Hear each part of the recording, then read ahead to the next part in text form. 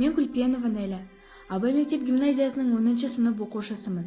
Қазіргі кезде табиғатымызға немқұрайлы қарап кеттік. Қоқыстар мен қалдықтар қоршаған ортамызды ластауда.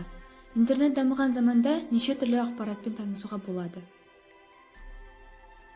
Менің мақсатым әдетте қалдықтар деп саналатын материалдарды санамызда басқаша қабылдауды өзгерту. Мен жасаған аксессуарлар, бұйымдар қолданылған полиэтилен пакеттерінен тағайындалған. Біздің барлығымыз күнделікті өмірде полиэтилен пакеттерін қолданамыз. Бұл ыңғайлы, дегенмен полиэтилен пакеттер мыңдаған жылдар бойы шірімейді. Қоқыстар әрдайым мұхиттар мен табиғатты ластап жатады. Қайта өндірілген полиэтилен пакеттерін қолдансақ, қоқыстарды қалдықтар айтарлықтай азаятын еді. Сонымен бірге бұл табиғат пен судың ластануын азайтуға көмектеседі. Сондықтан да осындай жолмен жасалған пластиктерден, материалдардан сөмкелер, әшекейлер жасауды жөн көрдім.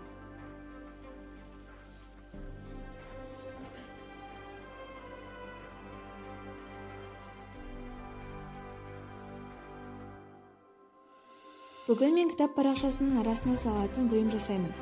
Ол үшін бізге полиэтилен пакеті, пергаменттік қағаз, өткір қашы және үтік қажет. Алдын ала мен трафарет пен шашақты дайындадым.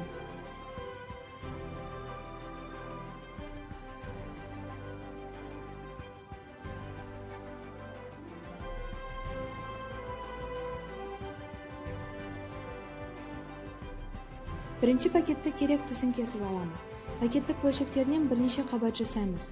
Үтік пен пакеттердің бөлшектерін өзара жабыстыру үшін пергаменттік қағаздардың арасына орналастырып, қызып тұрған үтікпен бастырамыз.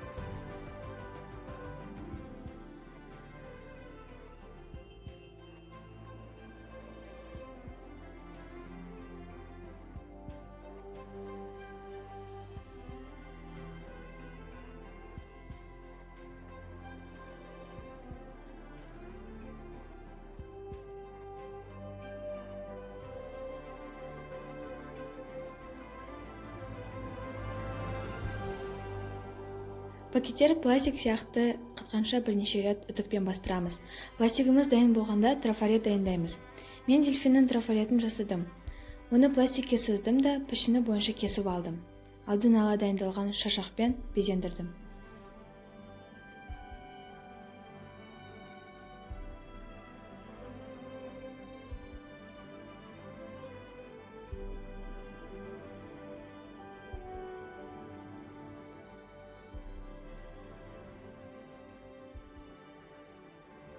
Қайта өңдеуге қолдау көрсетіңіз.